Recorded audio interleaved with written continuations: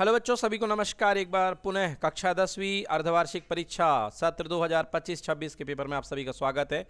Start करते हैं प्रश्न क्रमांक 1 से। सही विकल्प चुन करके बताइए 12 और 15 दोनों विभाजित होते हैं भैया 3 से। किससे होते हैं? 3 से। तो इनका HCF कितना होगा? 3। पहले का उत्तर 3, सही जवाब 1 मार्क्स, गलत जवाब 0 मार्क्स। द्विघात समीकरण, द्विघात बहुपद ax² + bx + c का आलेख होता है, क्या होता है?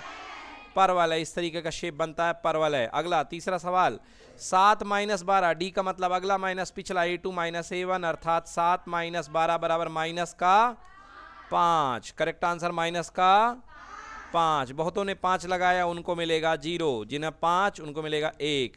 अगला सवाल, बिंदु 8, 6 और 0, 0 के बीच की दूरी √8 - 0 का स्क्वायर प्लस 6 - 0 का स्क्वायर। 8 का स्क्वायर 64 और 6 का स्क्वायर 36। 64 और 36 हो गए 100 और 100 का रूट हो गया 10। कितना हो गया? 10। तो √100 आएगा। √100 बराबर कितनी इकाई? 10 इकाई। कितनी इकाई? 10 इकाई। ठीक है, क्लियर है यहाँ तक? चलिए अगले सवाल की ओर बढ़ते हैं।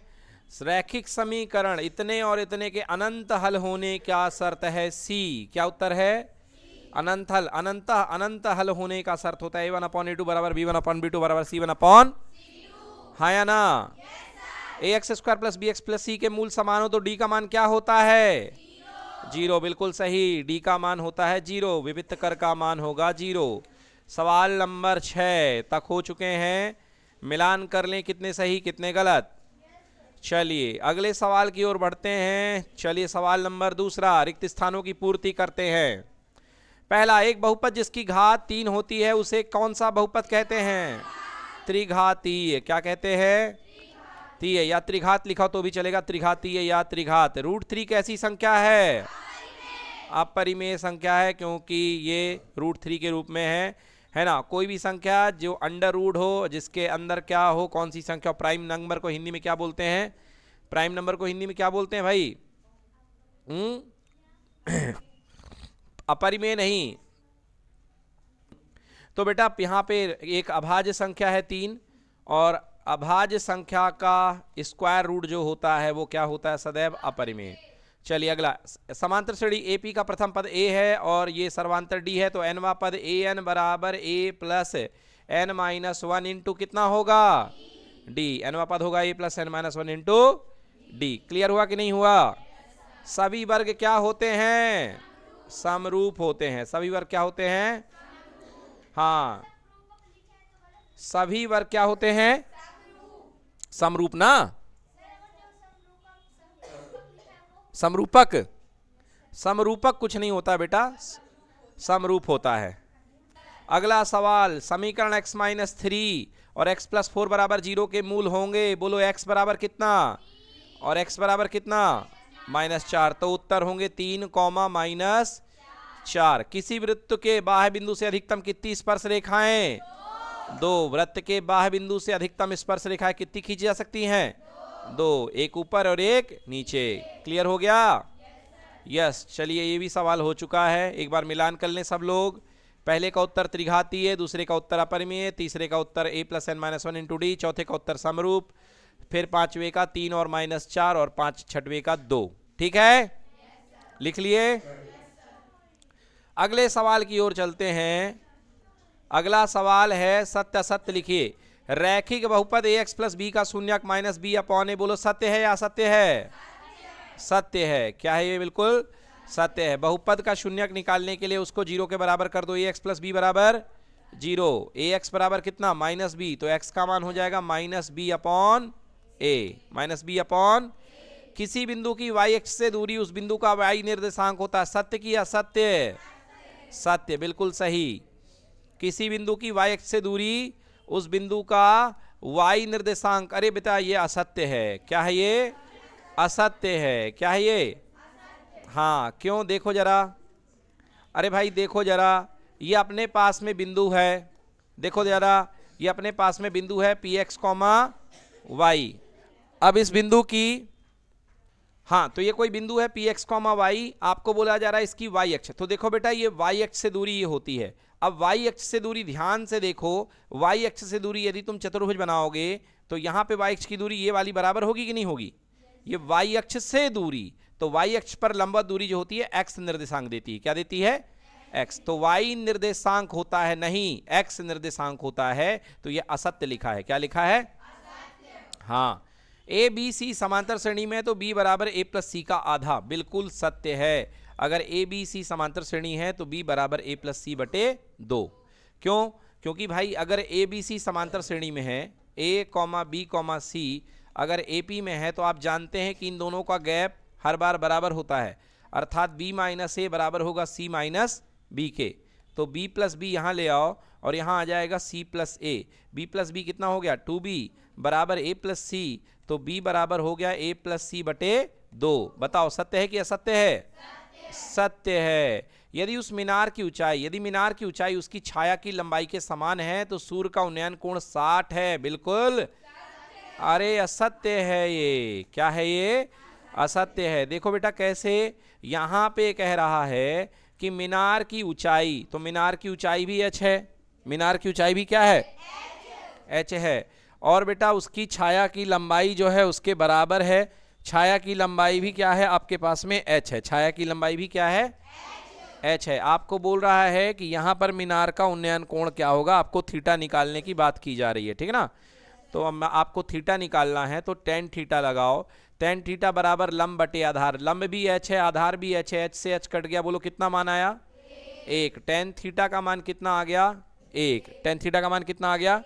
1। तो टेन थीटा बताइए 1 कितने कोण पे होता है? 45 पे। कितने कोण पे? 45। तो थीटा बराबर कितने डिग्री? इन्होंने क्या दे रखा है? तो सत्य हुआ कि असत्य हुआ? असत्य हुआ, बिल्कुल सही। अगला, दो वृत्तों की त्रिज्याएं समान हो तो वे सर्वांगसम होते हैं। हाँ बिल्कुल सही। क्या हुआ ये? सत्य। क्या होंगे? सत्य। अगर दो वृत्त की त्रिज्याएं समान होंगी तो दोनों चूड़ी एक दूसरे के ऊपर आ जाएंगी। दो चूड़ियां समान त्रिज्या की हैं तो एक दूसरे को कवर कर लेंगे कि नहीं कर लेंगे? तो सर्वांगसम होंगे कि नहीं होंगे? हाँ, तो ये होंगे सर्वांगसम। अगला, समरूप त्रिभुजों के क्षेत्रफल सदैव समान होते हैं। सत्य या असत्य? असत्य। कोई जरूरी नहीं है। समरूप त्रिभुज के क्षेत्रफल हमेशा समान हो ऐसा कोई जरूरी नहीं है। देखिए जैसे ये एक छोटा त्रिभुज है और इसी का समरूपी एक बड़ा त्रिभुज है, बताइए हाँ या ना। अब दोनों के क्षेत्रफल कोई बराबर है क्या? नहीं। अगर दोनों सर्वांगसम होते तो क्षेत्रफल बराबर होते, मगर समरूप त्रिभुज के क्षेत्रफल बराबर होना कोई जरूरी नहीं है। तो ये क्या होगा? असत्य। क्लियर है? चलिए बच्चों चौथे सवाल पे आते हैं। चौथा सवाल है, अपने को बनाना है सही जोड़ियां। सबसे पहला सवाल, √1 + tan स्क्वायर थीटा पहले का होगा सेक थीटा। पहले का क्या होगा? फर्स्ट का c। 1/tan थीटा क्या होता है? Cot theta. दूसरे का होगा d। दूसरे का क्या होगा? कॉस थीटा का मान होता है 1/sec थीटा। तीसरे का होगा f। तीसरे का होगा f। साइन स्क्वायर थीटा और कॉस स्क्वायर थीटा का मान हमेशा होता है 1, तो चौथे का होगा e। चौथे का होगा e। समबाहु त्रिभुज के प्रत्येक कोण कितने अंश के होते हैं? 60। कितने अंश के होते हैं? 60। पांचवे का होगा a। समकोण त्रिभुज का एक न्यून कोण 60 है तो दूसरा न्यून कोण कितने का होगा? 30 का। उत्तर होगा b। छठवें का उत्तर होगा b। चेक करिए। चलिए अब अगला है सवाल पांचवा। प्रत्येक का एक शब्द में उत्तर दीजिए। द्विघात समीकरण ax² + bx + c के लिए विविक्त कर का सूत्र बताओ क्या होता है? d = b² - 4ac। ये होता है विविक्त कर का सूत्र, है ना। अगला, किसी रेखाखंड के मध्य बिंदु के निर्देशांक ज्ञात करने का सूत्र लिखिए। पहला x1 + x2 बटे 2 और y1 + y2 बटे 2। ये हो गया मध्य बिंदु के निर्देशांक। क्या है ये? मध्य बिंदु के x1 + x2 बटे 2 और y1 + y2 बटे 2। पहले वाले में अगर आपने केवल विविक्त कर की जगह b² - 4ac भी लिख दिया तो भी आपको पूरे मार्क्स मिलेंगे। अगर d नहीं लगाया है, केवल b² - 4ac लिखा है तो भी कोई दिक्कत नहीं है, चल जाएगा। अगला, एक वृत्त की कितनी स्पर्श रेखाएं हो सकती हैं? एक वृत्त की कितनी स्पर्श रेखाएं? अनंत। कितनी हो सकती हैं? अनंत। अगर कहता बाह्य बिंदु से तो होती 2। क्या होती? 2। मगर कह रहा है एक वृत्त पे तो बेटा हर तरफ से स्पर्श रेखा खींचो ना, कोई दिक्कत नहीं है। तो एक वृत्त पर कितनी स्पर्श रेखाएं होंगी? अनंत। क्लियर हुआ कि नहीं हुआ? चलिए, बिंदु P2, 3 की x अक्ष से दूरी क्या होगी? 3। क्या होगी? x अक्ष से दूरी y होती है और y अक्ष से दूरी x होती है। क्लियर हुआ कि नहीं हुआ? x अक्ष से दूरी y होती है और y अक्ष से दूरी x होती है। दृष्टि रेखा को परिभाषित करिए। बिंदु को आंख के से मिलाने वाली रेखा को क्या बोलते हैं? दृष्टि रेखा। क्या बोलते हैं इसको? दृष्टि रेखा। समझ गए? और ये आंख होती है, इसको बोलते हैं प्रेक्षक। क्या बोलते हैं? प्रेक्षक।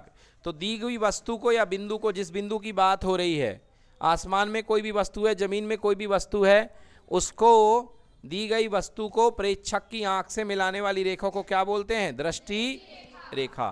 तो इसकी परिभाषा यदि सही लिखी होगी तभी आपको 1 नंबर मिलेगा।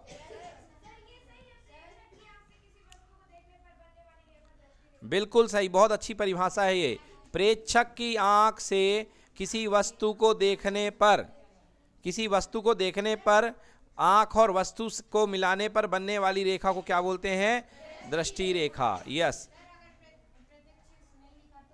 प्रेक्षक नहीं लिखा तो हाँ, तो भैया हाँ ठीक है, चल जाएगा, हमारी आंख भी चल जाएगा, कोई दिक्कत नहीं है, ठीक है ना।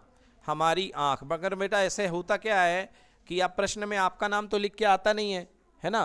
प्रश्न में कोई भी रहता तो अगली बार आप इसको प्रेक्षक लिखिए। चलिए, वृत्त के स्पर्श बिंदु की परिभाषा लिखिए। वृत्त का स्पर्श बिंदु क्या होता है ना। वृत्त के जिस बिंदु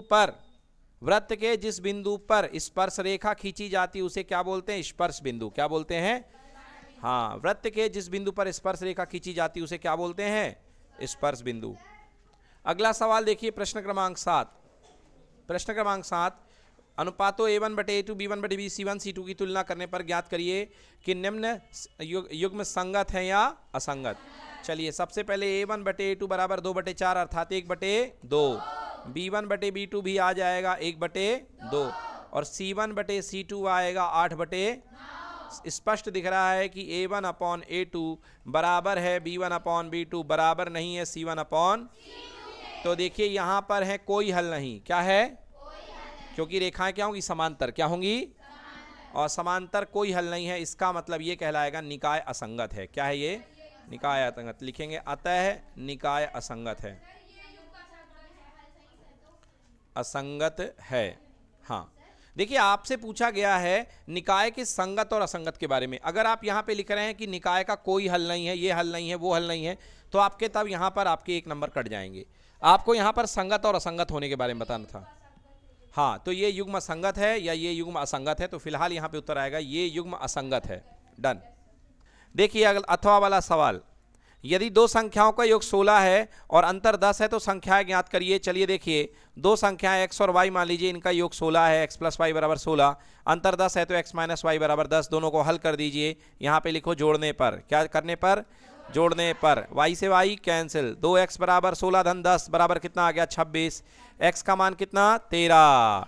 अब समीकरण 1 उठा लो, x प्लस वाई बराबर 16, तो 13 हो गया x की जगह, प्लस y बराबर 16, तो y बराबर 16 माइनस 13। बोलो y का मान कितना आएगा? 3। कितना आएगा y का मान? 3। नोट करिए, आंसर होगा y बराबर 3। तो उत्तर हो गया y बराबर 3 और x बराबर 13। यस। चलिए देखिए बच्चों, अगला सवाल क्या है? जांच कीजिए कि 0 माइनस 4 माइनस 8 12 माइनस AP में है कि नहीं है। तो देखिए 0 माइनस 4 माइनस 8 12 साफ साफ दिख रहा है। बताइए, पहले में आपने कितना कम किया? 4। अगले में और कितना कम किया? अगले में और कितना कम किया? 4। तो वाकई में AP में है। बोलेंगे हाँ ये AP में है, मगर आपको लिखना पड़ेगा यहाँ पे सभी का गैप। 0 minus 4 minus 8 minus 12। तो ध्यान से देखो बेटा, ये है A1। क्या है ये? ये A2, ये A3 और ये क्या? A4। तो सबसे पहले आप निकालोगे A2 माइनस A1, मतलब माइनस 4 माइनस 0 बराबर कितना आया? माइनस का 4। फिर आप निकालेंगे A3 माइनस A2, मतलब A3 का मान है माइनस का 8 और A2 का मान है माइनस का 4, तो माइनस का 8 बन जाएगा, ये माइनस माइनस प्लस 4 हो जाएगा, अगेन आ गया माइनस 4।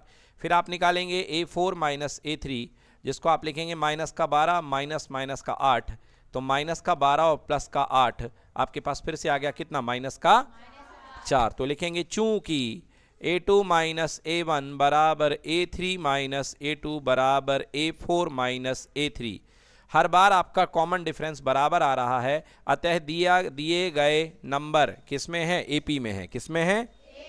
एपी में है या समांतर श्रेणी में है ना? तो क्या ये दिए गए नंबर समांतर श्रेणी में है? हाँ। तो ऐसा आपको लिखना पड़ेगा, तब बताएंगे, तब आपको मिलेंगे 2 में से 2। यस। अगर आपने केवल हाँ लिख दिया तब बेटा पूरे मार्क्स नहीं मिलेंगे आपको। केवल एक शब्द में आप हाँ लिख करके आ गए हैं, आपने ऐसा नहीं दिखाया, तब आपको केवल 1 अंक मिलेंगे इसमें। डन। अगला सवाल, श्रेणी 3, 8, 13, 18 का कौन सा पद 78 है? तो श्रेणी दी गई है 3, 8, 13, 18 और पूछा जा रहा है कौन सा पद 78 है। हमको नहीं पता है ये कौन से नंबर में बैठा है, हमने मान लिया nवां पद। क्या मान लिया? तो an बराबर हमने मान लिया 78। an का मान होता है a plus n-1 into D बराबर कितना?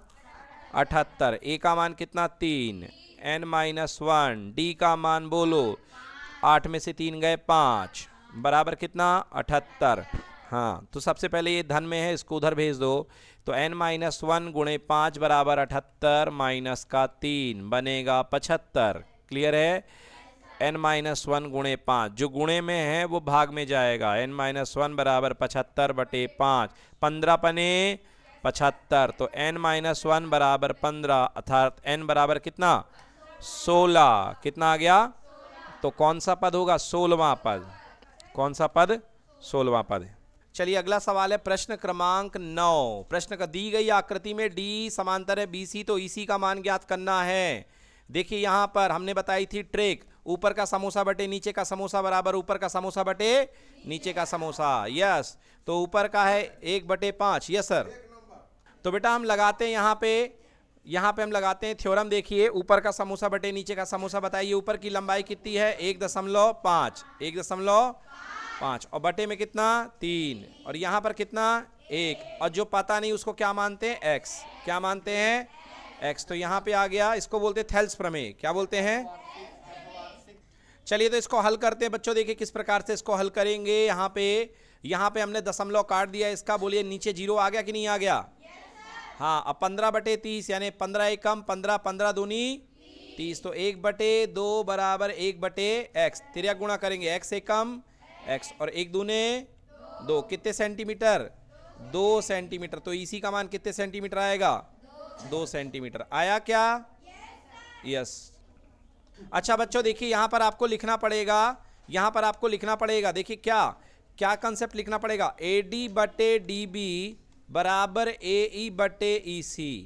क्या लिखना पड़ेगा? AD/DB बराबर AE/AC, है ना? इसको जब आप लिखेंगे उसके बाद आप ये चीज करेंगे, इसके बाद आपको मान रखना है। ठीक है, चलिए अगले सवाल की ओर चलते हैं। थेल्स प्रमेय। चलिए अगले सवाल की ओर चलते हैं। देखिए अगला सवाल है थेल्स प्रमेय का कथन लिखना है। थेल्स प्रमेय का क्या लिखना है? तो आप लोग को कई बार थेल्स प्रमेय का कथन बताया गया। क्या होता है थेल्स प्रमेय का कथन?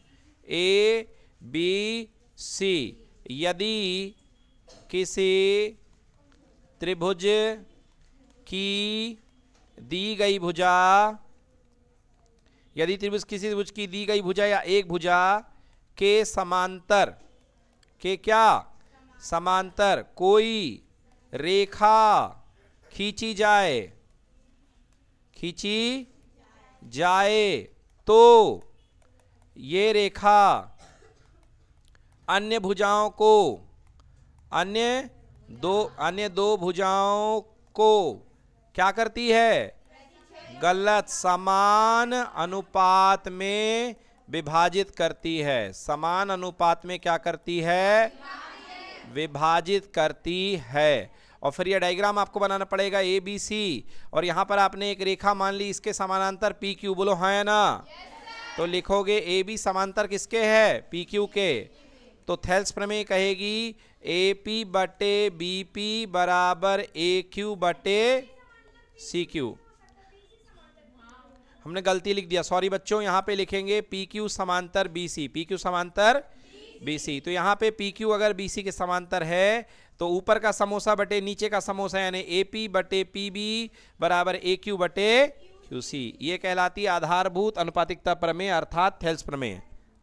तो ये हो गया बेटा आधारभूत अनुपातिकता प्रमेय। क्लियर है? चलिए अगला सवाल है प्रश्न क्रमांक 10, बिंदु 4 6 P और Q 6 8 के बीच की दूरी ज्ञात करना है।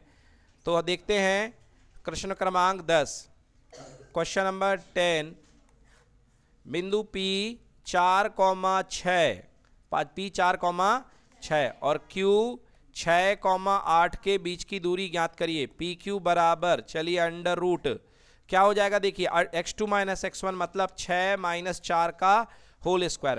पहले बेटा फॉर्मूला जरूर लिखा करो परीक्षा में। x, हाँ 6 माइनस 4 का स्क्वायर प्लस 8 माइनस 6 का स्क्वायर। 6 में से 4 गए 2, 2 का स्क्वायर 4, 8 में से 6 गए 2, 2 का स्क्वायर 4, 4 और 4 कितना हो गया, √8 इकाई। √8 इकाई बिल्कुल सही है, इसका आंसर है अंडर√8 इकाई। इकाई नहीं लिखेंगे तो 1.5 मिलेंगे 2 में से, ठीक है। हाँ 0.5 काट लिया जाएगा क्योंकि लंबाई हमेशा इकाई की होती है। कुछ लोगों ने इसका आंसर 2√2 लिखा है, वो भी सही माना जाएगा। 2√2 इकाई भी बिल्कुल सही है। हाँ अगला सवाल देखिए, कहा जा रहा है बिंदु -2,8, तो पहला बिंदु है आपके पास में -2,8 और दूसरा बिंदु है -6, -4 को मिलाने वाले रेखाखंड का मध्य बिंदु ज्ञात करना है। बच्चों आपको पता है मध्य बिंदु का फॉर्मूला होता है x1 + x2/2, y1 + y2/2। तो यहाँ पे देखिए x1 की जगह -2 + -6/2 और 8 + -4/2। तो यहाँ पे देखिए कितना आ जाएगा, -6 -2 हो गया -8 और -8 का आधा हो जाएगा -4 और 8 + -4 हो गया 4 और 4/2 बराबर 2। तो मध्य बिंदु आ गया -4,2। नोट करिए। चलिए प्रश्न क्रमांक 11, tan P - cot R का मान ज्ञात करना है। तो सबसे पहले मैं निकालता हूं tan P। इस कोण के लिए बोलिए tan P बराबर लंब बटे आधार। तो इस कोण के लिए लंब पता ही नहीं है तो पहले हमको लगाना पड़ेगा पाइथागोरस प्रमेय। क्या लगाना पड़ेगा, तो जो पता नहीं उसको मान लिया x। क्या मान लिया, तो ये x है। तो पाइथागोरस प्रमेय से लिखेंगे by Pythagoras theorem PGT। Pythagoras theorem से 13 का वर्ग बराबर x का वर्ग धन 12 का वर्ग। 13 का वर्ग बराबर x का वर्ग धन 12 का वर्ग। बेटा जब तक सोल्यूशन चल रहा ना बोर्ड पे नजरें होनी चाहिए, है ना। जब तक सोल्यूशन हो रहा बोर्ड पे नजरें, उसके बाद आप कॉपी में देखो, नोट करो। पहले ये देख लो कि कैसे हो रहा है, उस समय क्या बात की जरूरत है। 13 का स्क्वायर बराबर x का स्क्वायर प्लस 12 का वर्ग। 13 का स्क्वायर 169 बराबर x स्क्वायर प्लस 144। तो 169 माइनस 144 बराबर x का स्क्वायर। तो x का स्क्वायर बराबर हो गया 25, तो x बराबर हो गया 5। तो भैया ये वाली दूरी कितनी आ गई आपकी, 5। यस ये दूरी आ चुकी है 5। अब आपको बताना है tan P। तो tan P बराबर हो गया लंब बटे आधार। इस P के लिए लंब सामने वाली भुजा 5 और आधार हो जाएगा चिपकी हुई भुजा 12। और फिर इसके बाद आपको बताना है cot R।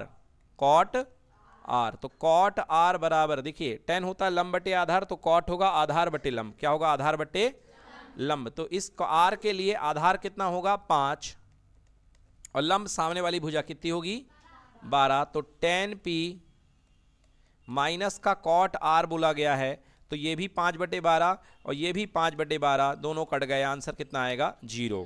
डन। अगला सवाल देखिए, 15 cot A बराबर 8 है तो sin A और sec A का मान ज्ञात करना है। देखिए कैसे करेंगे, आपको दिया है 15 cot A बराबर 8। 15 cot A बराबर 8, तो ये त्रिभुज बना लो भाई और ये एंगल A ले लो। क्या ले लो, एंगल A। B पे 90 डिग्री ले लो, C ऐसा ले लो। तो cot A बराबर हो गया 8/15। 8 और cot बराबर होता आधार बटे लंब। बोलो cot बराबर होता आधार बटे, तो आधार बन गया भैया 8 और लंब बन गया कितना 15। लंब कितना बन गया, अब ये आपको पता नहीं है, इसको x मान लो और पाइथागोरस थ्योरम लगा दो। तो x का वर्ग बराबर 15 का वर्ग धन 8 का वर्ग होगा कि नहीं होगा। तो x का वर्ग बराबर 15 का वर्ग हो गया 225 और 8 का वर्ग हो गया 64। हल करने पर x स्क्वायर बराबर हो गया 289 और x बराबर 289 का वर्गमूल कितना होता है 17। कितना हो गया, तो x का मान कितना आ गया 17। अब आपको चाहिए है साइन A। क्या चाहिए है, बराबर लंब बटे कर्ण। लंब बटे कर्ण। तो इसके लिए लंब बताइए, ए के लिए कितना है 15 और कर्ण कितना आया है 17। क्लियर कि नॉट क्लियर? और दूसरा चाहिए है सेक ए। क्या चाहिए है? सेक ए का मान होता है कर्ण बटे आधार। कर्ण बटे, क्योंकि कॉस होता है आधार बटे कर्ण, तो उसका उल्टा हो जाएगा कर्ण बटे आधार। तो यहाँ पे हमको लिखना है कर्ण बटे आधार। कर्ण का मान आया है 17, ये देखिए कर्ण का मान कितना आया है, और आधार का मान है 8। कितना मान है? 8। तो उत्तर हो गया 17/8। कितना उत्तर हो गया? नोट करिए। चलिए देखिए अगले सवाल की ओर चलते हैं। एक बिंदु Q से एक वृत्त पर स्पर्श रेखा की लंबाई 24 है तथा Q की केंद्र से दूरी 25 सेंटीमीटर है। वृत्त की त्रिज्या ज्ञात करिए। देखिए कैसे करना है। एक आपके पास में वृत्त है बच्चों, ध्यान से देखिए, और आपके पास में ये बाहरी बिंदु Q है। क्या है बाहरी बिंदु? Q से एक वृत्त पर स्पर्श रेखा की लंबाई 24 है। ये देखो बेटा, यहाँ पर स्पर्श रेखा खींची गई, इस स्पर्श रेखा की लंबाई कितनी है? 24। इस पॉइंट को आप P ले लो। क्या ले लो इस पॉइंट को?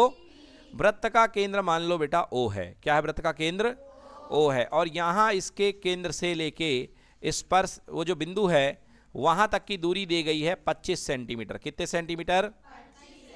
आपको बोल रहा वृत्त की त्रिज्या ज्ञात करो। आपको पता है ये कोण कितने डिग्री होता है? 90। कितने डिग्री होता है? तो आपके पास त्रिभुज बन गया OPQ, समकोण त्रिभुज OPQ में, समकोण त्रिभुज OPQ में। आप अपने बिंदु कुछ भी मान सकते हो, ए मान लो, बी मान लो, जो मान लो मान लो। समकोण त्रिभुज OPQ में बेटा सबसे बड़ी भुजा लंब के सामने वाली भुजा OQ का वर्ग बराबर OP का वर्ग धन OP का वर्ग धन QP का वर्ग। बताइए ठीक है? QP का वर्ग। तो OQ का वर्ग बेटा, OQ यहाँ पे 25 है, तो 25 का वर्ग बराबर OP यानी कि त्रिज्या का वर्ग R का वर्ग धन 24 का वर्ग। 25 का वर्ग बराबर 625 बराबर R का वर्ग धन 576। तो R का वर्ग बराबर 625 माइनस का 576। R का वर्ग बराबर 625 में से 576 माइनस करिए, कितना आएगा? 649। बिल्कुल सही। तो R बराबर हो गया √49। R बराबर कितना? 7 क्या? सेंटीमीटर। तो सही उत्तर है 7 सेंटीमीटर। यस, नोट करें। अगला सवाल देखिए, इसका अथवा वाला सिद्ध कीजिए कि किसी वृत्त के व्यास के सिरों पर खींची गई स्पर्श रेखाएं समांतर होती हैं। परीक्षा के जस्ट एक दिन पहले यह सवाल कराया गया था। वृत्त के व्यास के सिरों पर खींची गई स्पर्श रेखाएं समांतर होती हैं। ये देखिए आपके पास में एक वृत्त है और ये दिया गया है व्यास। क्या दिया गया है? एक व्यास। इसका नाम ले लें PQ, इसका नाम ले लें RS, और वृत्त के व्यास के सिरे ले लें आप ऊपर वाला बिंदु A और नीचे वाला बिंदु B। ठीक है ना? तो आपने ये सिरे ले लिए और ऊपर वाला बिंदु A और नीचे वाला बिंदु B ले लिया। ठीक।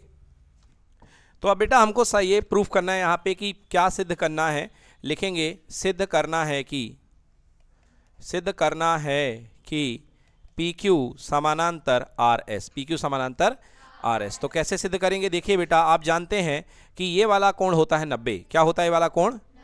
ये 90 होता है। और ये वाला कोण भी कितना होता है? 90। ये वाला कोण भी कितना होता है? 90। और ये कोण भी कितना होता है? 90। तो आप देखिए यहाँ पर Z बन रहा है। कैसे? ऐसा Z बन रहा है। और जब भी Z बनता है तो रेखाएं क्या होती हैं? समांतर होती हैं। क्या होती हैं? समांतर। तो यहाँ लिखेंगे चूंकि कोण PAB, देखिए अलग कलर से देखते हैं, ये देखिए कोण PAB दिख गया कि नहीं दिख गया? तो कोण PAB बराबर है कोण ABS के। कोण ABS के, कोण ABS। और ये कहे जा सकते हैं एकांतर युग्म के कोण। एकांतर युग्म के कोण। और जब भी एकांतर युग्म के कोण बराबर होते हैं तो वो जिन रेखाओं पर बनते हैं वो रेखाएं आपस में क्या होती हैं? समांतर होती हैं। तो अतः PQ समांतर होगा किसके? RS के। किसके समांतर होगा? RS के। डन। अगला सवाल है, सिद्ध करिए कि √3 एक अपरिमेय संख्या है। तो सबसे पहले मानेंगे, माना 3√2 एक परिमेय संख्या है। एक परिमेय संख्या है। तो 3√2 बराबर P बटे Q। P बटे Q अर्थात √2 बराबर P बटे 3Q। P बटे 3Q। अब देखिए बेटा, आप जानते हैं यहाँ पे आपको लिखना पड़ेगा √3 बराबर P बटे Q, जहाँ P तथा Q पूर्णांक हैं। तथा P तथा Q क्या हैं? पूर्णांक हैं। यस। तो देखिए यहाँ पे p और q पूर्णांक है। अब देखिए बेटा, आप जानते हैं कि ये भी पूर्णांक है, ये भी पूर्णांक है, ये भी क्या है, पूर्णांक है। तो मतलब ये वाला जो दायां हिस्सा बन गया, ये आपके पास में बन गया पूर्णांक बटे पूर्णांक, पूर्णांक बटे पूर्णांक। और ये वाला हिस्सा बन गया है आपका √2। क्या बन चुका है ये? आप जानते हैं कि √2 होता है अपरिमेय। अब पूर्णांक बटे पूर्णांक को हम बोलते हैं परिमेय। क्या बोलते हैं? क्या कोई अपरिमेय परिमेय के बराबर हो सकता है? नहीं, जो कि असत्य है, जो कि असत्य है। यह विरोधाभास, यह विरोधाभास हमारे गलत कल्पना के कारण उत्पन्न हुआ है, कल्पना का परिणाम है, कल्पना का परिणाम है। भाई ये जो विरोधाभास आ रहा है, ये हमारी गलत कल्पना का परिणाम है, इसलिए हम अपनी गलत कल्पना को सही करेंगे और सही कल्पना होगी, अर्थात 3√2 कैसी संख्या होगी? एक अपरिमेय। तो लिखेंगे अर्थात 3√2 एक अपरिमेय संख्या है। क्लियर हुआ? तो 3√2 एक अपरिमेय संख्या कहलाएगी। डन। ये कितने अंक का है? ये 3 अंक का है। यस, बताइए। अगला सवाल है बच्चों, संख्या √156 को अभाज्य गुणनखंडों के गुणनफल के रूप में व्यक्त कीजिए। तो ये अपने पास में सबसे पहला नंबर अपन ने ले लिया यहाँ पे 156। सबसे पहले 2 से भाग दिया, 2 सत्ते 14, 2 अट्ठे 16, 2 से कितने बार बेटा? 39, 2 तियां 6, 2 नाम 18, और फिर यहाँ 3 से जाएगा 13 3 39, और फिर यहाँ 13 से जाएगा 13 एकम 13। तो बेटा हम लिखेंगे 156 बराबर 2 गुणे 2 गुणे 3 गुणे 13। यही इसका उत्तर है। डन। चलिए देखिए, निम्नरेखिक समीकरण को हल करना है। पहला है x + y = 5, 2x - 3y = 4। कहा नहीं गया है आप किसी भी विधि से हल कर सकते हैं। तो सबसे पहले क्या करिए बेटा, यहाँ पर आप 2 का गुणा कर दीजिए या 3 का गुणा कर दीजिए। आपको जिसको हल करना है, जिसको आपको बलि चढ़ाना हो, विलोप करना हो, उसका गुणा कर दें। चलिए बताइए किसको विलोप करें, x को या y को? x को। तो चलिए पूरे में ऊपर किसके गुणा? 2 का, और नीचे पूरे में किसका गुणा? 1 का। तो ऊपर बन गया 2x + 2y = 2 पंचे 10, और यहां बन गया 2x - 3y = 4। दोनों को हल कर दो। बोलो जोड़ूं या घटाऊं? घटाने पर घटाएंगे, ये हो गया माइनस, ये हो गया प्लस, ये हो गया माइनस। 2x से 2x कैंसिल, ऊपर प्लस का 2y, नीचे का 3y, 3 और 2 5, और 10 में से 6 गए, 10 में से 4 गए 6। तो y का मान 6/5। अब उठा लीजिए समीकरण 1 से, समीकरण 1 से, समीकरण 1 से x + y का मान बराबर 5 है। तो x + 6/5 = 5। तो x = 5 - 6/5, 5 - 6/5, 25 - 6/5, 25 में से 6 गए 19/5। तो उत्तर होगा y का मान 19/5 और x का मान होगा 6/5। x = 6/5 और y = 19/5। उल्टा लिख दिया? उल्टा, हाँ बिल्कुल सही। तो y = 6/5 और x = 19/5, बिल्कुल सही। चलिए अगला सवाल देखिए, 2 संख्याओं का अंतर 26 है। 2 संख्याओं का अंतर कितना दिया है? हाँ, तो देखिए 2 संख्याओं का अंतर, बड़ी संख्या x मान लीजिए, छोटी संख्या y मान लीजिए। 2 संख्याओं का अंतर 26 है, समीकरण नंबर 1। और यदि एक संख्या दूसरी संख्या की 3 गुनी है, तो मान लिया x जो है, क्योंकि बड़ी वाली x है तो बड़ी वाली ही 3 गुनी हो सकती है। x = 3 का y गुना, मतलब x = कितने? 3y। x = कितना? तो इसको संभाल के लिखोगे तो x - 3y = कितना? 0। तो इसको लिख सकते हो x - 3y = कितना? 0। चलिए विलोपित करें किसको? x को। किसको?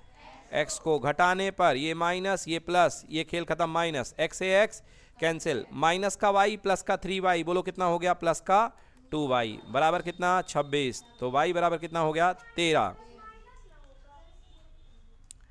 बेटा माइनस प्लस माइनस ही हो रहा है, और माइनस और प्लस माइनस होने के बाद बड़ी संख्या का चिन्ह, क्योंकि प्लस 3y है तो प्लस 2y आ गया। प्लस 2y बराबर कितना? 26। तो y का मान कितना आ गया? 13। चलिए अब x का मान निकालते हैं। तो x बराबर है 3y, तो x बराबर 3 गुणे 13। आंसर x का मान हो गया 39। कितना हो गया? 39। तो एक नंबर आ गया है 13, दूसरा नंबर आ गया है 39। ठीक है ना? यस। तो y बराबर 13, x बराबर 39, x बराबर 39। ठीक है। अगला सवाल 15वां, किसी एपी का 17वां पद उसके 10वें पद से 7 अधिक है तो इसका सर्वांतर ज्ञात करिए। क्या कह रहा है? किसी एपी का 17वां पद, कौन सा पद? 17वां पद उसके 7वें पद से भैया कितना अधिक है? 7 अधिक है। 7वें पद से कितना ज्यादा है? 7 ज्यादा है। तो डी का मान सर्वांतर ज्ञात करना है। क्लियर कि नॉट क्लियर?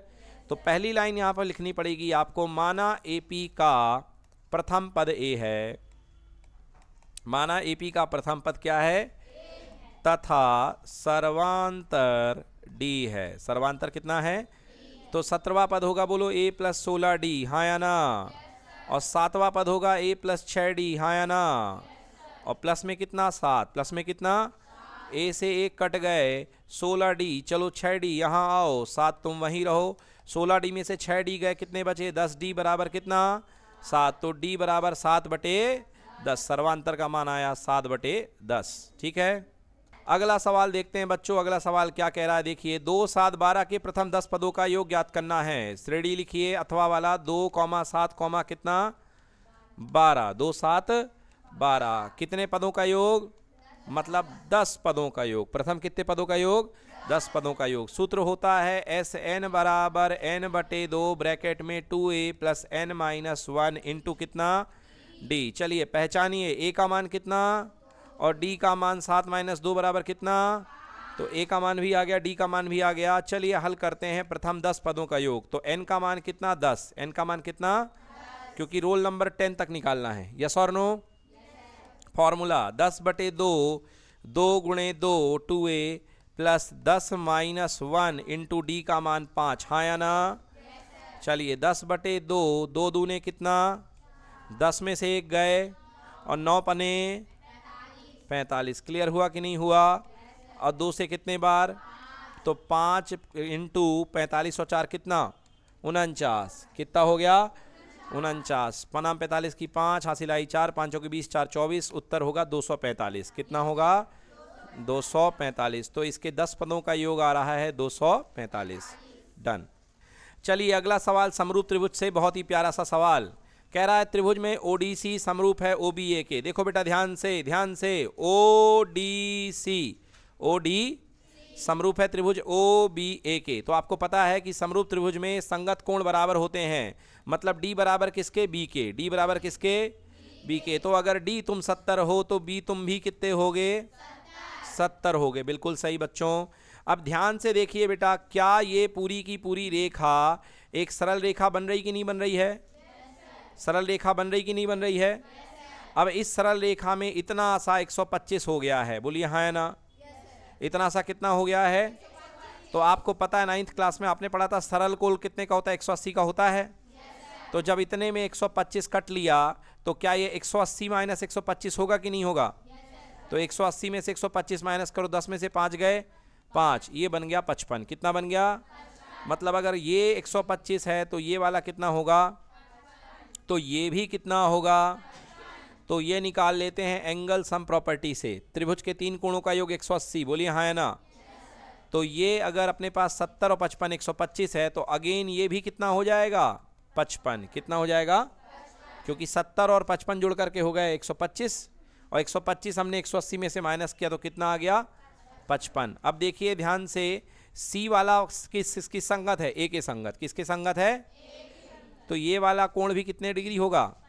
55, हाँ या ना? क्योंकि सी वाला जो है वो किसके संगत है? ए के। तो आपसे कह रहा है कि बताइए कोण DOC। अरे हमने सब निकाल दिया भाई साहब, आपको क्या चाहिए आप बोलिए। पहला कोण कह रहा है DOC, कोण DOC। ये देखिए बताइए DOC का मान हमने कितना निकाला? 55। और वो जो DCO, DC, ये देखो D से C और C से O। बताइए DCO का मान भी कितना है? फिर पूछ रहे हो OAB, OAB एंगल OAB का मान भी कितना है? 55। क्लियर हुआ कि नहीं हुआ? नोट करें।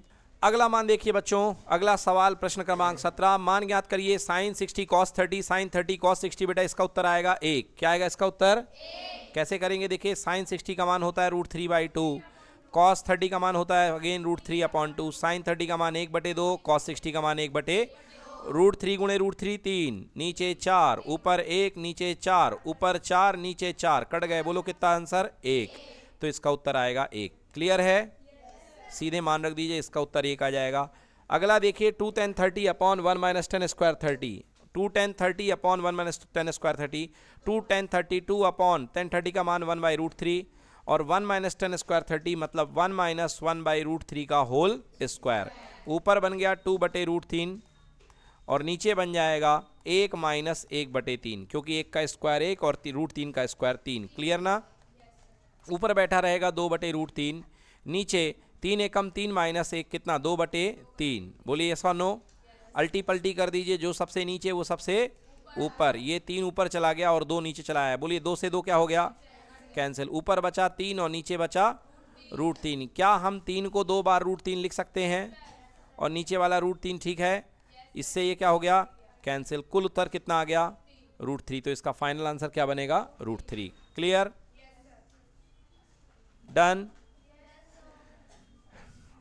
चलिए 18वें सवाल की ओर आगे बढ़ रहे हैं। बहुपद x square minus 2x minus 8 के शून्य ज्ञात करिए। बड़ा सवाल, x square minus 2x minus 8। सबसे पहले ये बहुपद है किसका? x का। तो लिखेंगे माना px बराबर x square minus 2x minus 8। ठीक है। तत्काल तुलना करिए इसकी ax square plus bx plus c के साथ। ax square plus bx plus c बराबर px बराबर ax square plus bx plus c। Not zero नहीं बेटा, ये वर्ग समीकरण नहीं है, ये बहुपद है। तो px बराबर ax square plus bx plus c से तुलना करने पर बोलो a की जगह कौन? 1, b की जगह कौन? -2, c की जगह कौन? -8। चलो शून्य ज्ञात करो px बराबर 0 करके। px की तुलना किससे कर दी? 0 से। X square minus 2x minus 8 तुमको 0 होना पड़ेगा। चलिए गुणा करने पर -8 और जोड़ने पर -2, जोड़ी बनाओ। माइनस का 4 प्लस का 2। क्लियर? 8 बराबर 0। इधर से x कॉमन, खोपचे में x माइनस 4, इधर से 2 कॉमन, ब्रैकेट में x माइनस 4 बराबर कितना? 0। x माइनस 4 x प्लस 2 बराबर 0 हो गया, अर्थात x माइनस 4 बराबर 0 बोले तो पहला रूट आया x बराबर 4 और x प्लस 2 बराबर 0 बोले तो x बराबर माइनस का 2। अल्फा बन गया 4, बीटा बन गया माइनस का 2। चलो अब करते हैं क्या? वेरिफिकेशन, है ना? वेरिफिकेशन को हिंदी में बोलते हैं सत्यता की जांच। क्या बोलते हैं? हाँ, सत्यापन करते हैं। तो सब पहला सत्यापन आता है मूलों का योग अल्फा प्लस बीटा क्या होना मांगता? -b upon a। चलो अल्फा की जगह कौन खेल रहा? 4। बीटा की जगह कौन खेल रहा? -2। माइनस लगाओ, बोलो b को बुलावा भेजो। b का वैल्यू कितना है? अब -2 है, देखो ध्यान से। b की वैल्यू कितनी है? -2 और a की जगह वैल्यू कितनी है? 1। हाँ या ना? तो 4 प्लस और माइनस हो गए माइनस, 4 में से 2 गए, कितना बचा? माइनस माइनस नहीं, माइनस माइनस क्या हो गया? प्लस। दोनों तरफ 2 बचा, तो लिखेंगे सत्यापित हुआ। क्या लिखेंगे? चलो सेकेंड वाला पार्ट करते हैं। Alpha into beta, alpha into क्या होना मांगता? c upon a। बोलो अल्फा कितना आया अपन का? 4। बीटा कितना आया? -2। c कितना दे रखा? और a कितना है? बोलो 4 दूनी कितना? 8। माइनस का 8, माइनस का 8। सत्यापित हुआ कि नहीं हुआ?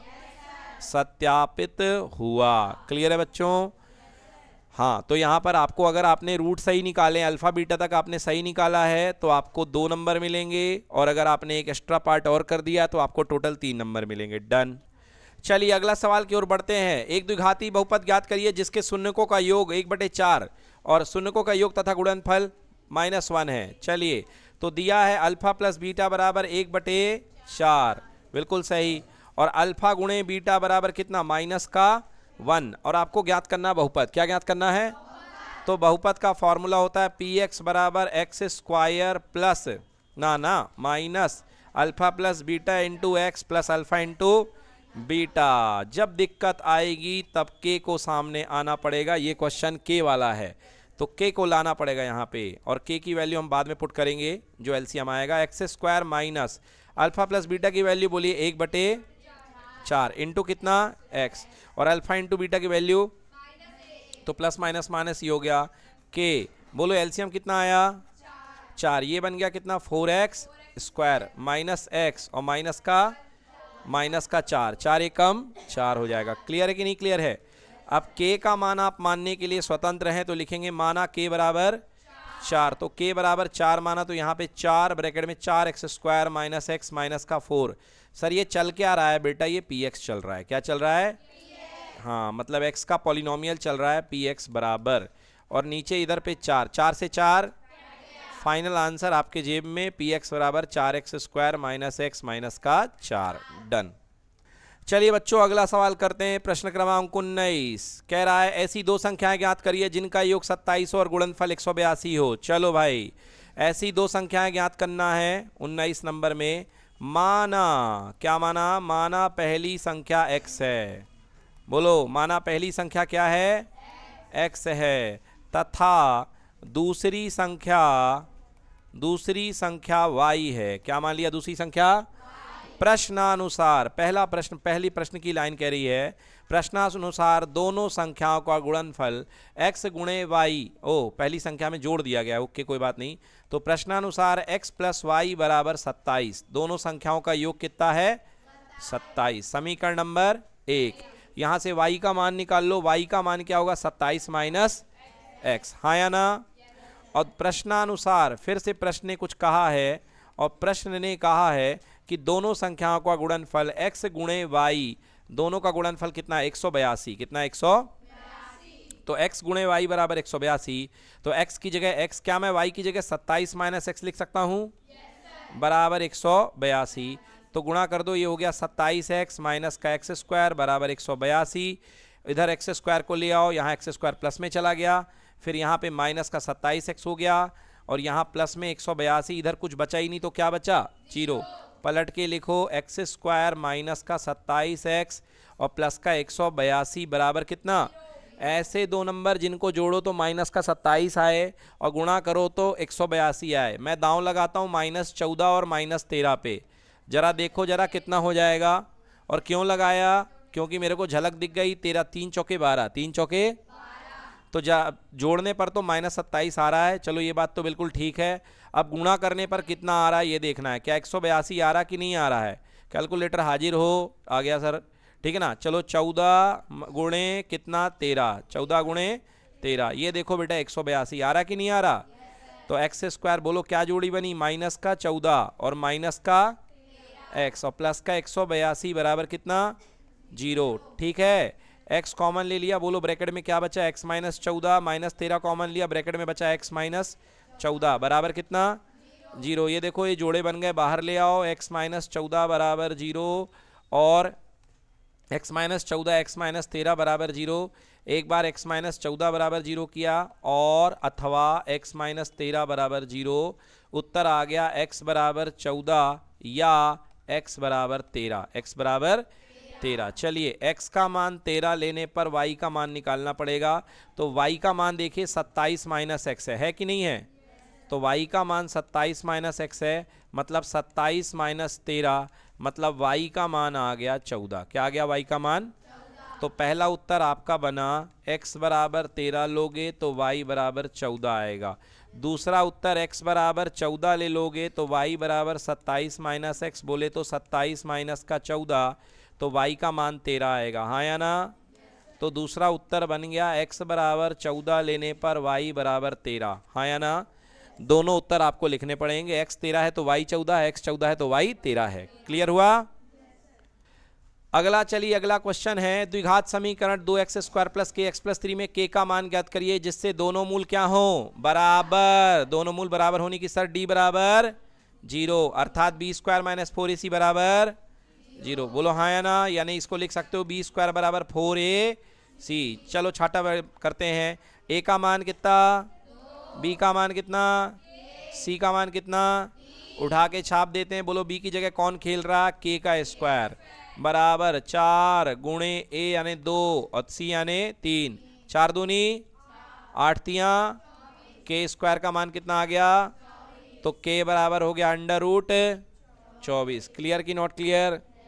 k बराबर हो गया √24। ठीक है, अब इसको चाहो तो आप और ज़्यादा सजा सवार के लिख सकते हो। k बराबर आया है आपका √24, बोलो हाँ ना। हाँ, 2 दूनी 4 है ना, 4 दूनी 8 और 8 तियां 24, बोलो हाँ ना। 2 दूनी 4 दूनी 8 तियां 24। इसकी रब ने बना दी जोड़ी, बाहर निकाल लो, 2 बाहर आ गया और अंदर बन गया 2 तिया 6। समझ में आया नहीं है? तो उत्तर इसका बनेगा 2√6। तो जो यहाँ तक भी लिख के आए हैं उनको भी फुल मार्क्स, 2√6 लिख करके आए हैं उनको भी फुल मार्क्स। बोल चाहे मैंने यहाँ तक लिख के आया तो फुल मार्क्स, ठीक है ना? यस, 3 में से 3। हाँ बेटा, जो k² बराबर 24 तक लिख करके आए हो उनको मिलेंगे 0.5 कम। चलिए अगला क्वेश्चन, प्रश्न क्रमांक 20। प्रश्न क्रमांक 20, बिंदु -4,6 इसको और इसको जोड़ने वाले रेखाखंड को किस अनुपात में बांटता है? चलिए बताते हैं। प्रश्न क्रमांक 20 करेंगे। बिंदु -4,6, इन दो बिंदुओं को मिलाने वाली रेखा ए है -6,10, तो ए अपने पास में है -6,10 और बी अपने पास में बिंदु है, कितना है? बी अपने पास में है 3,-8, 3,-8। कह रहा है कि इसको तोड़ने वाला बिंदु है -4,6, तो यहाँ पर आपके पास में बिंदु है -4,6। बेटा ध्यान यहाँ दो, किस अनुपात में बांटता है? हमें अनुपात नहीं पता, हमने मान लिया m1 m1 और m2, और ये बिंदु होगा x, y। आपके पास एक फॉर्मूला होता है विभाजक बिंदु का, x बराबर m1 x2 plus m2 x1 upon m1 plus m2। बोलिए हाँ है ना? कंडीशन दी गई है, इस बार आपको बिंदु दिए गए हैं, आपको अनुपात ज्ञात करना है। बोलिए x का विभाजक बिंदु क्या है? -4। क्या है? m1 पता नहीं, x2 ये वाला होता है x2, ये होता है y2। तो चलिए m1 का गुणा बोलो किसके साथ गुणा होगा? 3 के साथ, और फिर प्लस m2 किसके साथ गुणा होगा? -6 के साथ। हाँ या ना? और नीचे आएगा अनुपात में m1 प्लस m2। चलो गुणा कर दो, -4 ऊपर बुला लो m1 प्लस m2 को, m1 प्लस m2 ऊपर आ गया है, 3 का गुणा m1 के साथ 3m1 और -6 का गुणा m2 के साथ -6m2। गुणा करिए, माइनस का 4m1 माइनस का 4m2 बराबर 3 का m1 और माइनस का 6m2। हाँ या ना? चलिए तो अब यहाँ पे 3m1 और -4m1 को इधर बुलाओ, प्लस 4m1 और यहाँ का -4m2 और यहाँ पे आ गया +6 का m2। क्लियर कि नॉट क्लियर? 6m2 में से 4m2 गए, बचे प्लस के 2m2 और 3m1 प्लस 4m1 बच गए 7m1। क्लियर कि नॉट क्लियर? m1 को अकेला कर लो, m2 को इसके नीचे बुला लो। बोलो उधर कौन बचा? 2, और यहाँ से 7 नीचे गया तो कितना बच गया? 7। आंसर आ गया 2:7। समझ क्लियर हुआ कि नहीं हुआ? तो इसका अनुपात बनेगा 2:7। डन। अगला सवाल देखिए बच्चों, इसके और वाला, y अक्ष पर एक ऐसा बिंदु ज्ञात करिए जो इससे और इससे समदूरस्थ है। चलिए भाई साहब, आप बात कर रहे हैं सवाल नंबर 20 की। सवाल नंबर 20 हेडिंग डालिए। आपने कहा है y अक्ष पर बैठा कोई बिंदु, तो y अक्ष पर बैठा कोई बिंदु कोई मुझे नींद से भी उठा के पूछे तो मैं बोलूंगा 0, y 0, क्योंकि y अक्ष पे बैठा हुआ बिंदु का x निर्देशांक 0 होता है। अब कह रहा है कि ये जो बिंदु है y अक्ष का, इससे और इससे समदूरस्थ है। a है 6,5, तो पहला बिंदु है a 6,5 और समदूरस्थ मतलब समान दूरी पर दूसरा बिंदु है b क्या है b? -4,3। अब चलिए ये बिंदु का नाम p मान लीजिए, तो मैं कहूँगा प्रश्नानुसार, प्रश्न ने कहा है, तो प्रश्न ने क्या कहा है भाई साहब? प्रश्न ने कहा है कि PA बराबर PB, जितनी दूरी A से है उतनी दूरी B से है। चलो सूत्र लगा देता हूं बच्चों, ध्यान से आप भी लगाइए।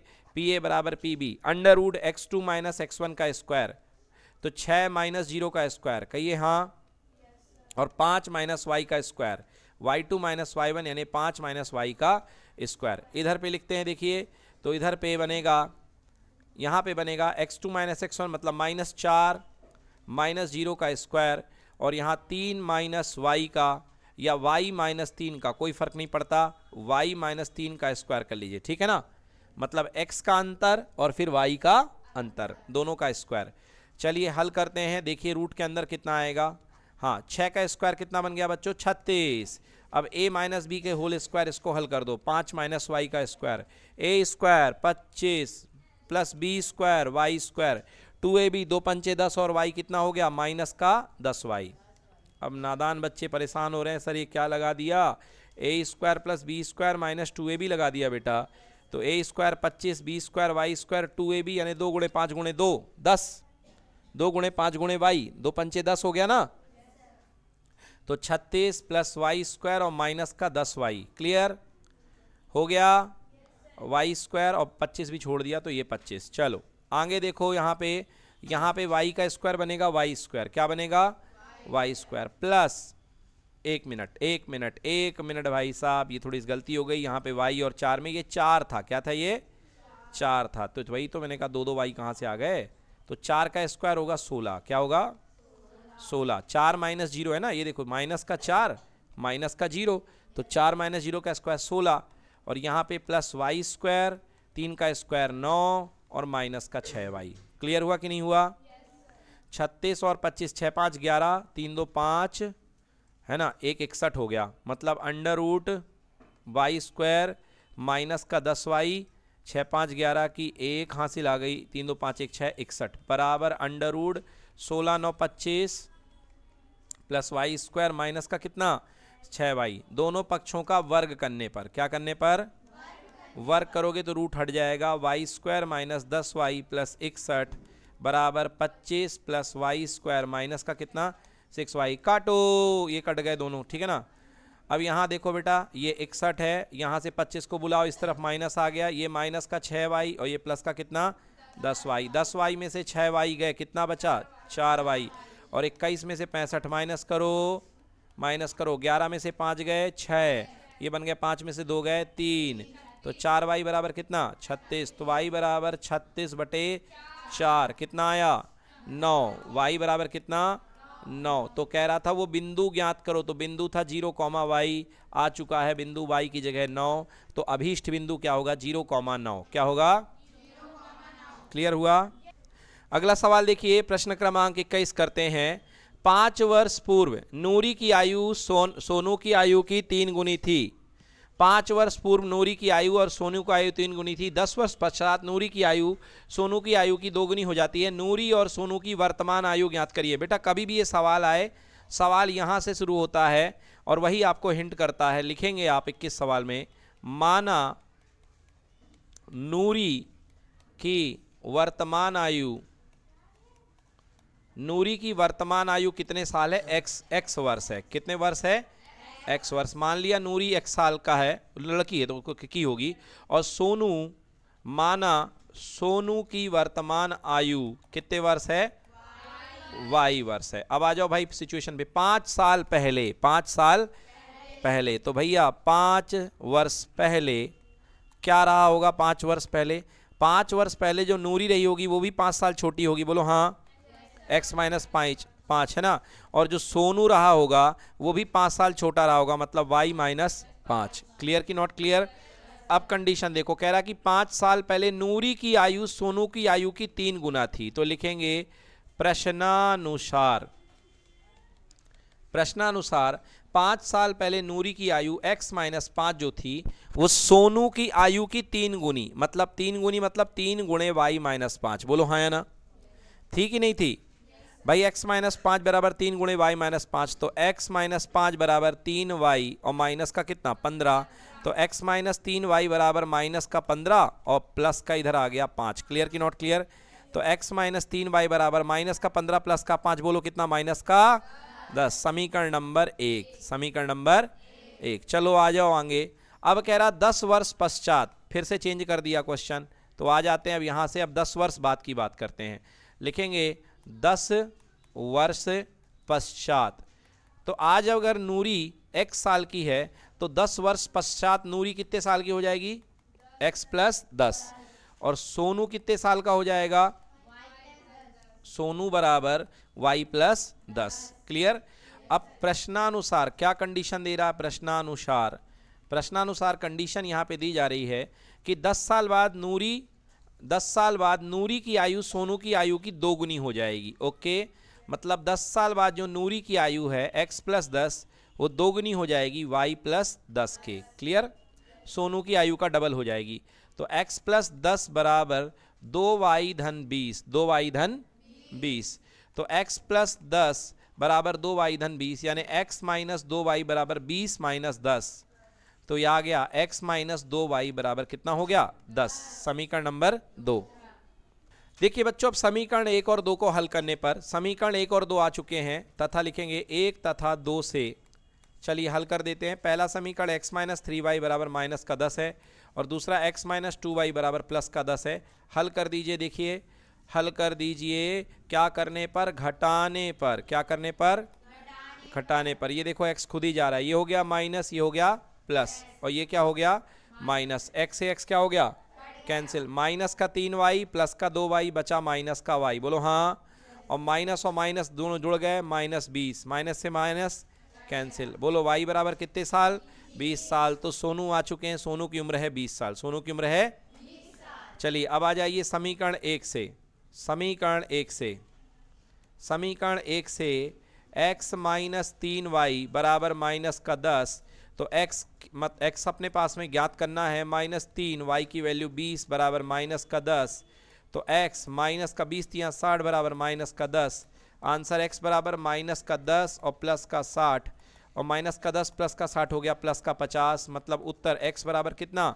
50। तो ये आ चुकी है सोनू की उम्र 20 साल और नूरी की उम्र 50 साल।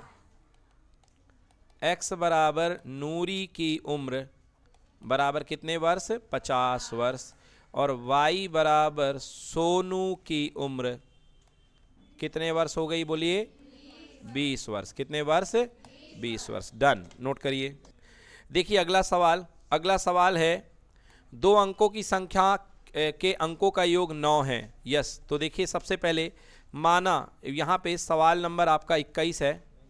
सवाल नंबर 21 है, माना इकाई का अंक x है, क्योंकि दो अंकों की संख्या है तो उसका कुछ ना कुछ इकाई का अंक होगा। इकाई का अंक कितना मान लिया?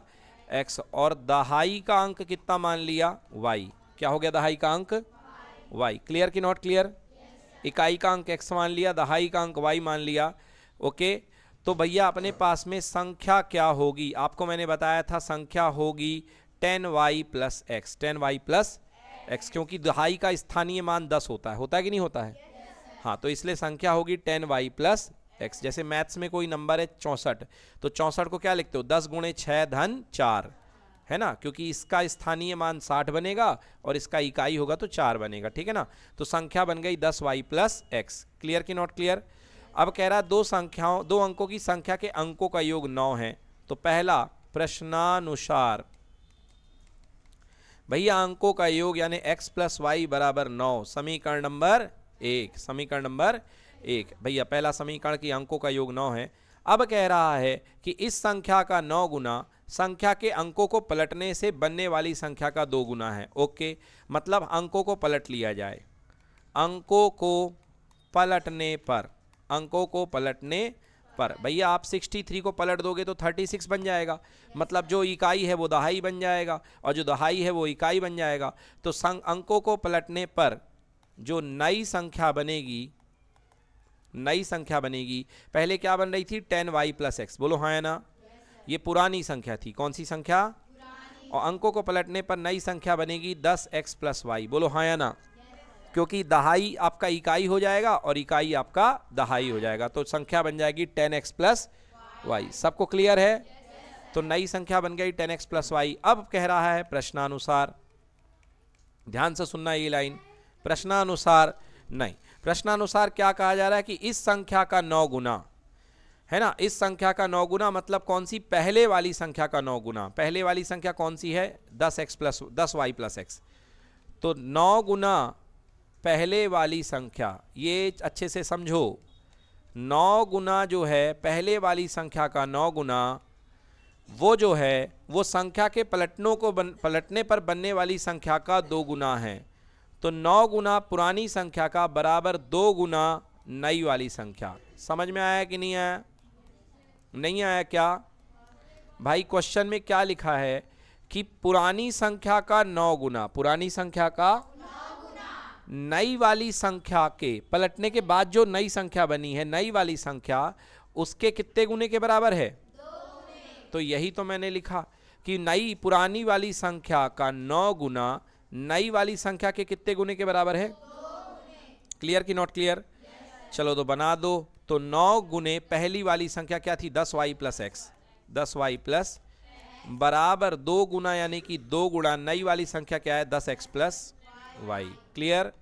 हल कर दो। 90y प्लस 9x बराबर 20x प्लस कितने y, 2y। क्लियर कि नॉट क्लियर? तो 9x है ना, 9x माइनस 20x बराबर 2y माइनस 90y। होगा कि नहीं होगा? 9 में से 20 गए, माइनस का 11 बचेगा। 2 में से माइनस 90 गए, माइनस का 80 बचेगा। बोलिए हाँ है ना? माइनस से माइनस कैंसिल, तो माइनस का 11, बोलिए 11 एकम और 11 अठे 88। यस और नो? भाई 2 में से 90 गए थे, माइनस का 88 बचेगा, तो 11 अठे 88। क्लियर हुआ कि नहीं हुआ? तो यहाँ पे बच गया प्लस का x और यहाँ पे बच गया प्लस का 8y। इसको लिख सकते हो x माइनस 8y बराबर कितना, 0। समीकरण नंबर 2 हो गया बेटा। पहला तो हम निकाल चुके हैं, ये देखिए x प्लस वाई बराबर 9, अंकों का योग 9 था कि नहीं था? बेटा यहाँ बैठ तू, है ना।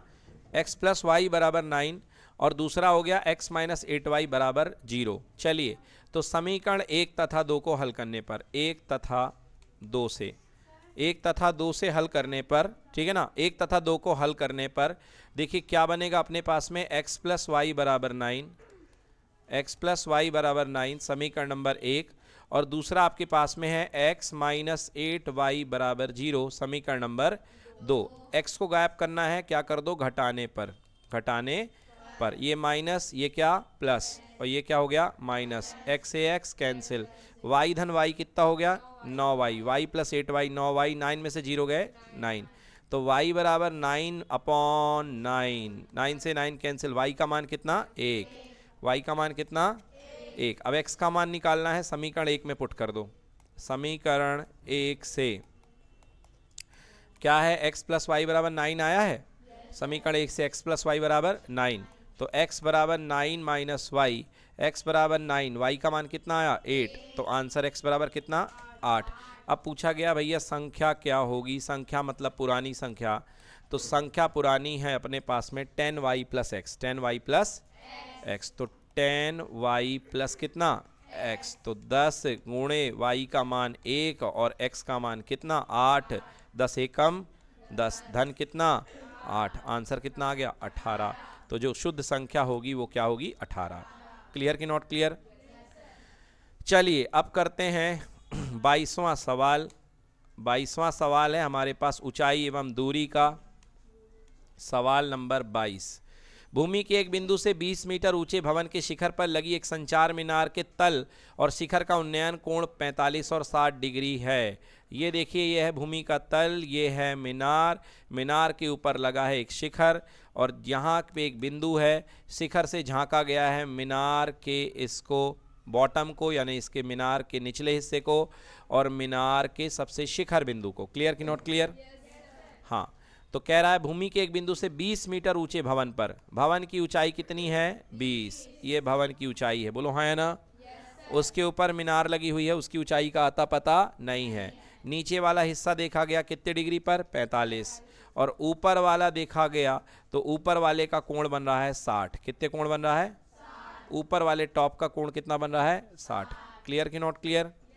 चलिए, बिंदु का नाम P है, जो टॉप में बैठा हुआ उसका नाम T है, जो यहाँ पे बैठा है इसका नाम कुछ भी ले लो, M ले लो, और जमीन तक क्या ले लो N। क्लियर कि नॉट क्लियर? क्या ज्ञात करना है भाई साहब? मीनार की ऊंचाई ज्ञात करनी। क्या ज्ञात करनी? मीनार की ऊंचाई। दो ट्रायंगल हैं, सबसे पहले छोटा ट्रायंगल ले लो, त्रिभुज PNM, त्रिभुज PNM। देखिए ये आपको भुजा पता नहीं, इसको मान लो x। क्या मान लो?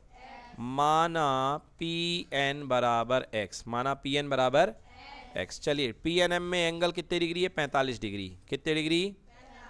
10 45 बराबर लंब बटे आधार, लंब बटे, बताइए इसके सामने का लंब कितना है 20, आधार कितना है x, 10 45 का मान 1 बराबर 20 बटे x, x एकम, x बराबर कितना हो गया 20 हो गया, x बराबर कितना हो गया, हाँ तो x बराबर आ गया 20 मीटर, मतलब ये वाली भुजा आ गई 20 मीटर। क्लियर कि नॉट क्लियर?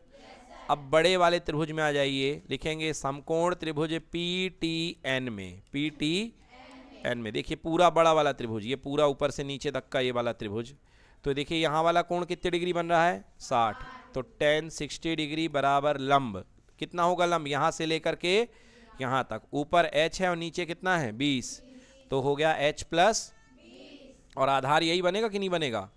और आधार हमने कितना निकाला अभी? 20। क्लियर? tan 60 का मान √3 बराबर हो गया h प्लस 20 बटे कितना? 20। तो √3 गुणे 20 हो गया कितना? 20 √3 बराबर h प्लस 20। हाँ या ना? तो h को रोक लो तो 20 √3 और माइनस का कितना? 20। तो h बराबर आ गया 20 कॉमन ब्रैकेट में √3 माइनस 1 क्या? मीटर। कितना आ गया? मीटर। √3 का मान दिया कि नहीं दिया? कहाँ दिया गधों? √3 का मान दिया कि नहीं दिया? नहीं दिया तो बल्ले बल्ले √3 रखने की कोई ज़रूरत नहीं है, आंसर यहीं तक छोड़ करके आ जाइए। अगर √3 का मान दिया है तो √3 का मान रखना पड़ेगा, और नहीं दिया है तो यहीं तक छोड़ करके आ जाइए। तो उत्तर हो गया √20 ब्रैकेट में √3 माइनस 1। क्लियर है? यस, ये आपके पास पहला सवाल हो गया। अब आइए दूसरे सवाल को करते, इसका अथवा वाला। देखिए, चलिए अगला सवाल देखिए बच्चों। एक समतल जमीन पर खड़ी मीनार की छाया उस स्थिति पर 40 मीटर अधिक लंबी हो जाती है जब सूर्य का उन्नयन कोण 60 से घटकर 30 हो जाता। वाह वाह भाई, पहले सूर्य कितने डिग्री पे था? 60 पे, और फिर कितने पे हो गया? 30। तो जो छाया थी वो 40 मीटर लंबी बन गई।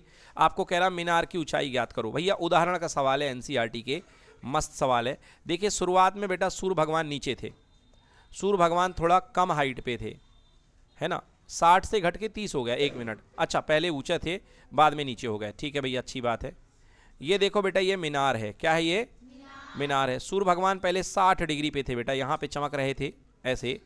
तो बेटा ये मीनार की छाया जो है यहाँ पर यहाँ तक बन रही थी। बोलो हाँ या ना?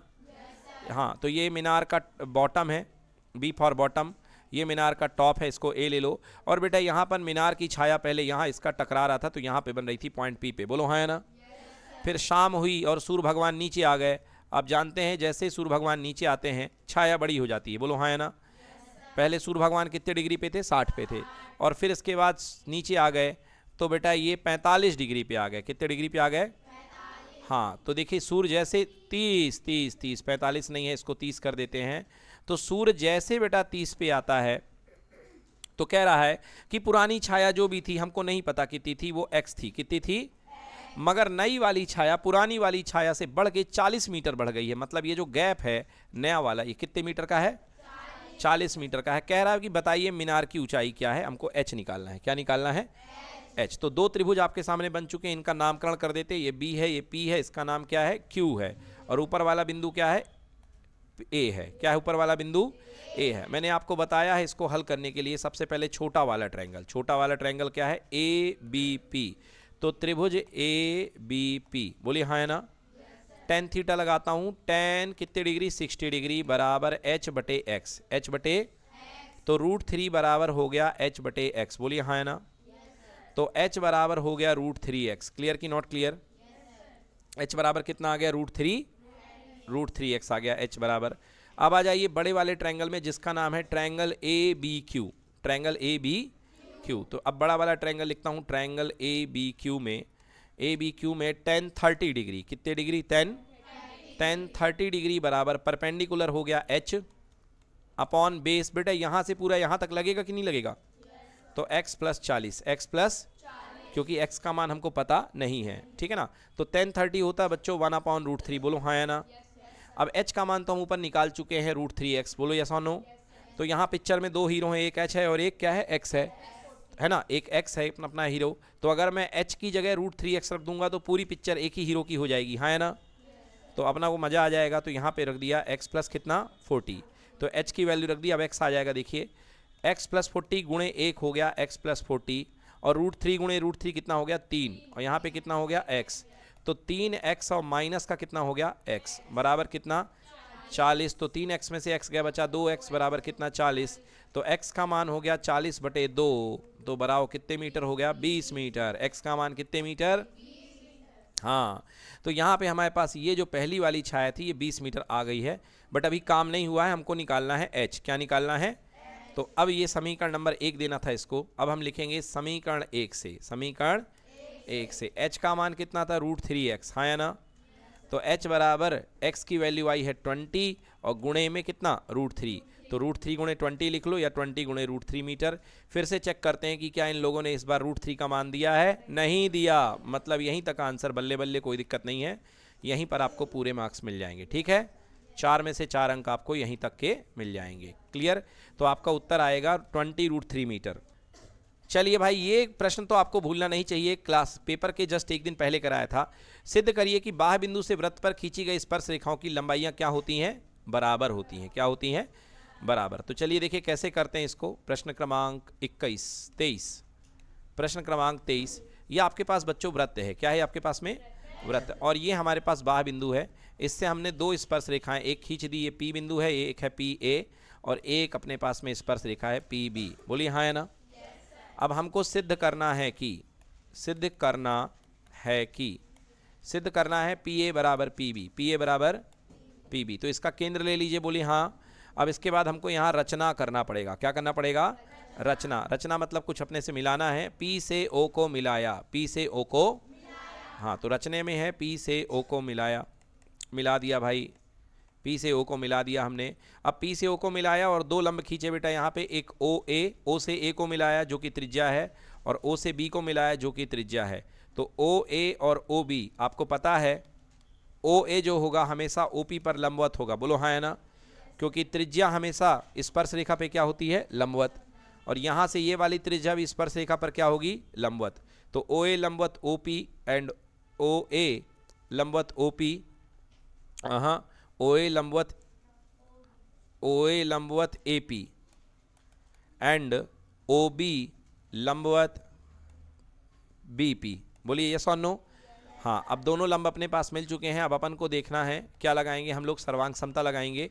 अब हमारे पास दो त्रिभुज हैं, एक ऊपर वाला और एक नीचे वाला। तो लिखेंगे समकोण त्रिभुज ओ ए पी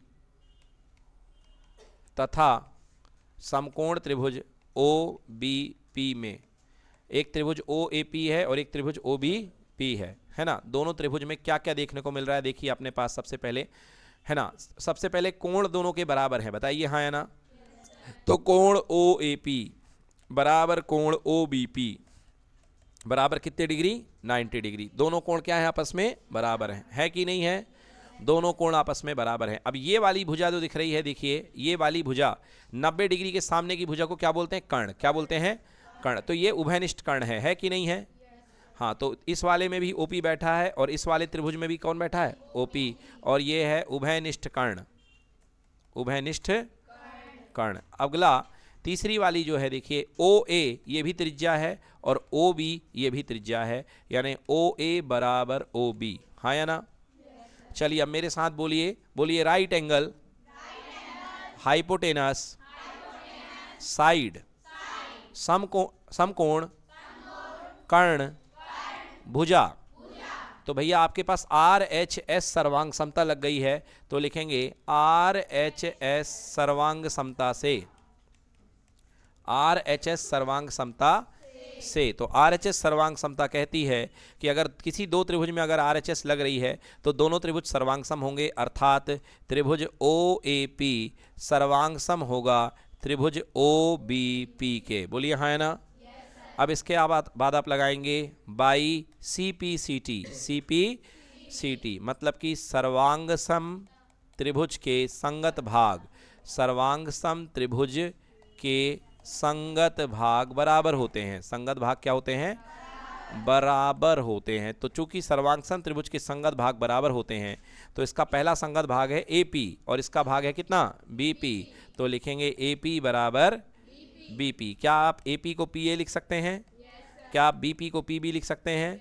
तो ध्यान से देखिए, जितना PA है उतना ही PB है। क्या यही सिद्ध करना था?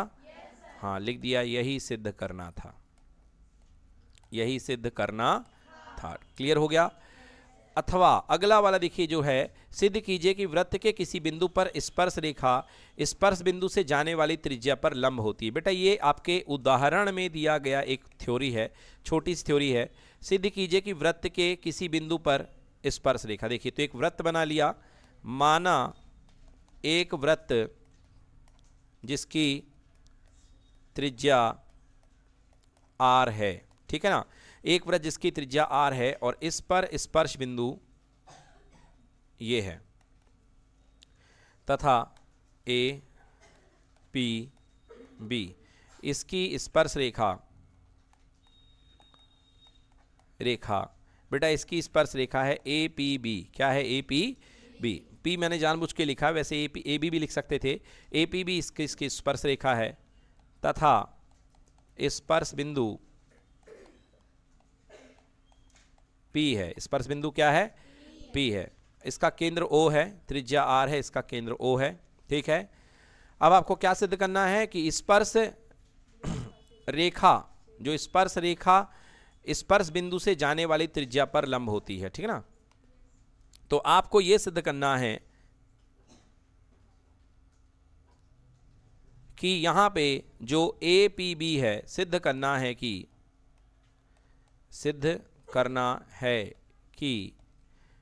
ए पी बी रेखा, जो ए पी बी है, जो जा रही है इस पे स्पर्श बिंदु से, वो इस पर लंबवत है, यानी लंबवत है ओ पी पर। क्या पर? किस पर लंबवत है? ओ पी पर। ठीक है ना, यस। तो कैसे हल करते हैं देखिए। माना, देखिए आप ये जानते हैं कि जो लंबवत दूरी होती है वो सबसे छोटी दूरी होती है। जो लंबवत दूरी होती है क्या होती है? सबसे छोटी दूरी। तो आप इस पर कोई दो अलग अलग बिंदु मान लीजिए, एक m मान लीजिए और एक n मान लीजिए, और इसको मिलाने का प्रयास करिए। ये देखिए, बताइए यस और नो। माना कि बिंदु P पर त्रिज्या लंबवत नहीं है, लंबवत नहीं है। आप कह रहे हो ना कि आप प्रूफ करो कि ये लंबवत है। हमको पता भी है कि ये लंबवत है, मगर आप कह रहे हो कि प्रूफ करो कि लंबवत है। तो हमने मान लिया कि चलो भाई, मान लिए एक बार कि बिंदु P पर ये त्रिज्या लंबवत नहीं है ना, और कोई अन्य बिंदु लंबवत है, कोई अन्य बिंदु लंबवत है। ठीक है, लंबवत नहीं है ना।